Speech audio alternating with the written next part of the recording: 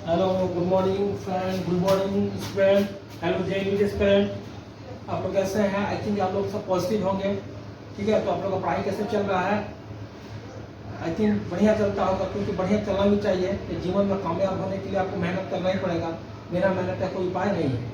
ठीक है, तो वही एक मंत्र है, जय श्री कृष्ण, राधे राधे। अपने आप से वादा, मेहनत ज़्यादा और इरादा पक्का। तो चलिए हम लोग नया टॉपिक स्टार्ट करते हैं। इस टॉपिक का नाम है रेडिएशन और कंडक्शन। देखिए फिजिक्स से बहुत इंपॉर्टेंट चैप्टर क्या है, बहुत ही इंपॉर्टेंट चैप्टर कंडक्शन रेडिएशन।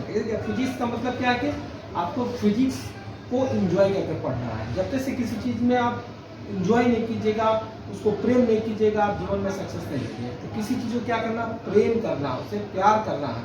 अब आईटी के स्टूडेंट है, चाहे नीट के स्टूडेंट है, चाहे 11 और 12 के, अगर फिजिक्स आपको प्यारा लगता है तो उसे फिजिक्स से खेलना पड़ेगा। क्या फिजिक्स से आपको खेलना पड़ेगा।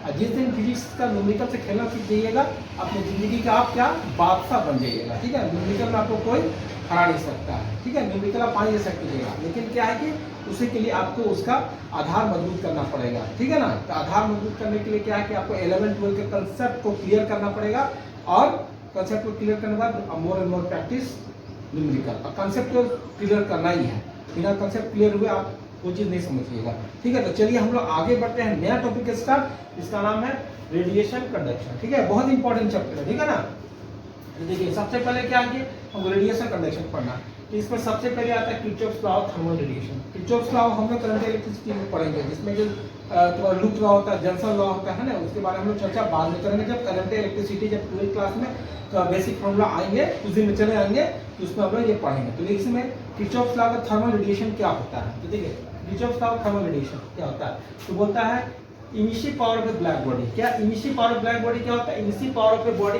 Upon absorptive power of a body equal to constant होता है। क्या होता है? Emissive power of a body, emissive power of body, emissive power of a body upon absorptive power of a body equal to constant होता है। तो यहाँ पर देखिए क्वेश्चन होते हैं कि इमिसिव पावर क्या होता है, एब्जॉर्प्टिव पावर क्या होता है, तो उसके बारे में हम लोग चर्चा करते हैं। देखिए सबसे पहले क्या emissive power of a body, इसको कैपिटल ई से डिनोट करते हैं। किसे कहते हैं? कैपिटल ई से डिनोट करते हैं। ठीक है ना, तो क्या बोलता है कि amount of thermal energy, amount of thermal energy radiated from a surface, मतलब सरफेस से रेडिएट होता है पर unit area, per unit area, per unit time of A given temperature.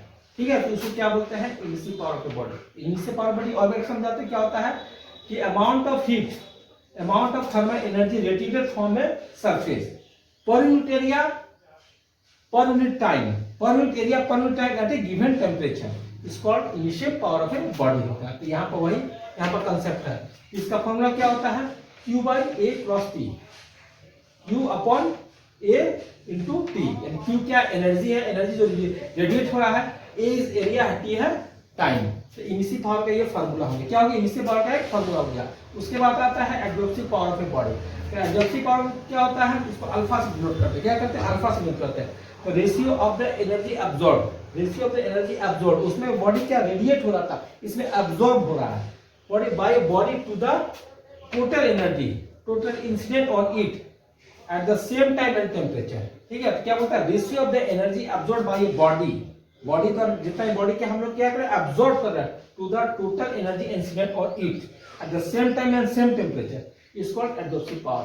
तो ये यहाँ पर क्या हो जाएगा? Alpha is called energy absorb by energy incident, मतलब कितना एनर्जी एब्जॉर्ब हुआ अपॉन कितना एनर्जी इंसिडेंट हुआ, उस दोनों का रेशियो क्या बोलते हैं? एब्जॉर्प्टिव और बोलते हैं। तो यहाँ पर ये दोनों का, जब ये दोनों का हम लोग रेशियो लेते हैं तो इसी को बोलते हैं emissive power of black body, इसी को बोलते हैं क्या? Kirchhoff law of thermal radiation बोलते हैं। तो देखिए यहाँ पर दो कंसेप्ट आपको क्लियर हो गया। उसके बाद आता है लॉ ऑफ हीट ट्रांसफर। क्या होता है? लॉ ऑफ हीट ट्रांसफर होता है। तो लॉ ऑफ हीट ट्रांसफर क्या होता है? The rate at which heat is transferred on a conductor through a surface is directly proportional to the क्या होता है? Area of the surface perpendicular to the flow of heat and temperature gradient. Temperature gradient क्या होता है? del T by x along the path of the heat transfer। ठीक है ना, तो ये दो कंडीशन हुआ। तो क्या होता है? लॉ ऑफ हीट ट्रांसफर क्या होता है? लॉ ऑफ हीट ट्रांसफर क्या होता है? तो बोलता है कि rate at which heat is transfer, heat जो ट्रांसफर होता है एक सरफेस, कंडक्टर सरफेस से तो ट्रांसफर होता है, वो डायरेक्टली प्रोपोर्शनल टू द होता है एरिया और टेम्परेचर ग्रेडियंट की प्रोपोर्शनल होता है। पहला क्या होता है? एरिया ऑफ द सरफेस, क्या होता है जो perpendicular to the flow of heat होता है, और दूसरा होता है टेम्परेचर ग्रेडियंट। टेम्परेचर ग्रेडियंट होता है along the path of the heat transfer, जहां से हीट ट्रांसफर होता है। तो ये हो गया आपका लॉ ऑफ हीट ट्रांसफर। क्या होगा? Law of heat transfer. और एक बार बताते हैं rate at which heat is transfer to a conductor surface, conduct surface through a substance is directly proportional to, क्या होता है, area of the surface. Area of the surface क्या होता है? Perpendicular to the flow of heat. और दूसरा होता है टेम्परेचर ग्रेडियंट। टेम्परेचर ग्रेडियंट क्या होता है? dt by s along the path of the heat transfer। तो ये हो गया आपका लॉ ऑफ हीट ट्रांसफर। ठीक है, अब देखिए स्लैब इन पैरेलल और सीरीज। स्लैब इन पैरेलल और सीरीज में क्या इसका हीट क्या होता है, क्या कंडीशन होता है? तो देखिए ये आपका सीरीज में यह टेम्परेचर T1 है, T2 है, ये मीडियम पार्ट है, K1 है, K2 है। ठीक है, तो यहाँ पर d2 by rate of change of क्या होता है? Energy with respect to time क्या होगा? कांस्टेंट होगा। यहाँ से यहाँ तक मान लीजिए L1 है, यहाँ से मान लीजिए L2 है, तो यहाँ पर क्या होगा? T equal L1 plus L2 upon L1 by K1 L2 by K2।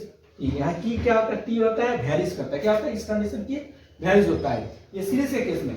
अब पैरेलल के केस में क्या देखिए, ये एरिया 1 एरिया 2 हुआ, T1 और T2 हुआ, K1 K हुआ, तो यहाँ पर rate of change of energy with respect to time क्या होता है? ये डिफरेंट होता है। देखिए इस केस में यहाँ पर कांस्टेंट होता है, यहाँ पर डिफरेंट होता है, यहाँ T वेरीज होता है, यहाँ T सेम होता है। जब इसका इक्विवेलेंट निकालते हैं तो K1 A1 plus K2 A2 upon A1 A2। तो ये देखिए ये सब कंडक्शन और रेडिएशन का बेसिक कंसेप्ट का फार्मूला है, जिसको आपको न्यूमेरिकल में याद रखना है, ताकि इसको न्यूमेरिकल में आप इसको बढ़िया से इस तरह का न्यूमेरिकल आ जाता है तो इसको न्यूमेरिकल में आप सही ढंग से यूज कर सकें। लेकिन just basic concept of formula आपको रखना है। फिजिक्स में क्या है, फिजिक्स से जो न्यूमेरिकल दे रहा है तो आपको कंसेप्ट क्लियर रहना चाहिए कि क्वेश्चन क्या कर रहा है, क्वेश्चन को पकड़ना है। जैसे डॉक्टर कैसे बीमारी को पकड़ता है, क्वेश्चन को पकड़ना। आज जिस दिन क्वेश्चन को पकड़ना सीख जाइएगा ना, उस दिन अपना फिजिक्स का बादशाह बन लीजिएगा। ठीक है, फिजिक्स में हम सब न्यूमेरिकल कर लीजिए। ठीक है, तो चलिए हम लोग इसका नेक्स्ट वीडियो में मिल रहे हैं। इसका और रिमेनिंग पार्ट है, जिसमें आपका तुम्हारा स्टीफेंस लॉ है, बोल्ट्जमैन कांस्टेंट है, Newton's law of the cooling है, और भी सारा कुछ चैप्टर है जिसके बारे में हम लोग रेडिएशन चर्चा करेंगे। और ताकि अभी वीडियो पसंद है तो लाइक कमेंट शेयर कीजिए और इसको सब्सक्राइब कीजिए। सब्सक्राइब कीजिएगा तो नया नया वीडियो आपको मिलेगा। चलिए, have a nice day, good day, thank you, okay.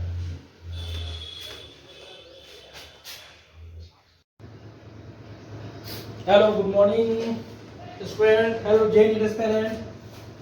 चलिए आप लोग देखिए, नया remaining portion of the conduction radiation है, इस बारे में हम लोग स्टार्ट करते हैं, ध्यान दीजिए।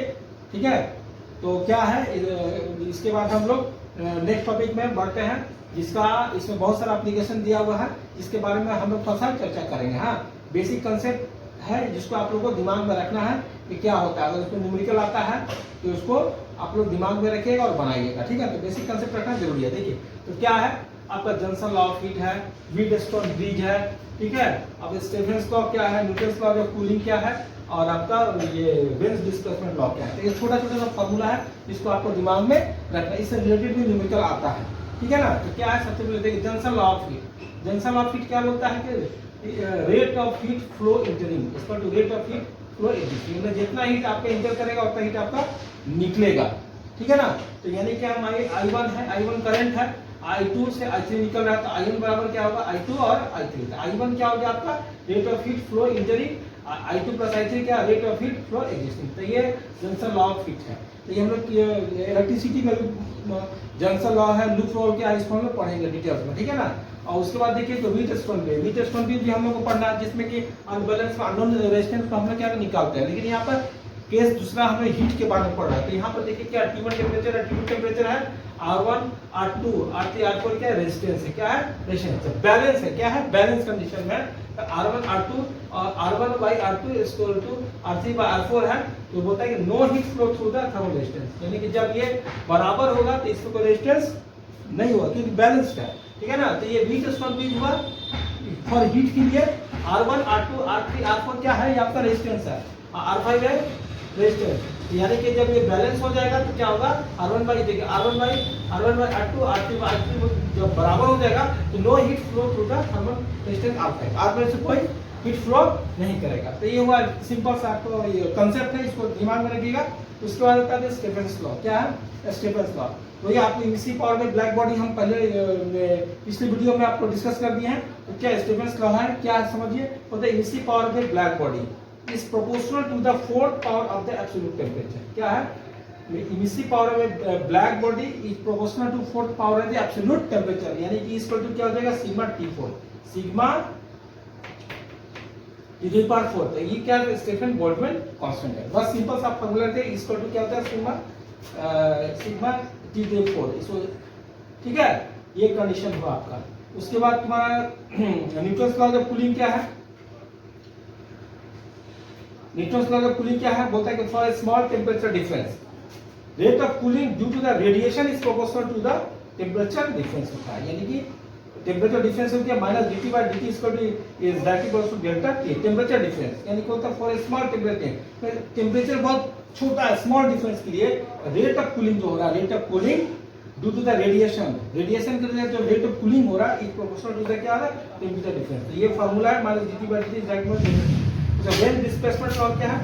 यहाँ पर देखिए emissive power of the body due to the heat transfer of the body surrounding, ठीक है, ये मतलब कि इससे से रिलेटेड है। Emissive power of the body due to the heat transfer from a body to surrounding is equal to क्या है E sigma T4 minus T4, ये सराउंडिंग है, इसका तो इमिसिविटी भी है, ठीक है। तो कहने का मतलब ये कंडीशन भी आपका हुआ, ठीक है। ये फार्मूला तो हुआ आपका, ये फार्मूला और इसी फार्मूला से रिलेटेड ये फार्मूला होगा, इसी फार्मूला से रिलेटेड ये फार्मूला होगा, ठीक है। ये आपका स्टीफेंस लॉ हो गया।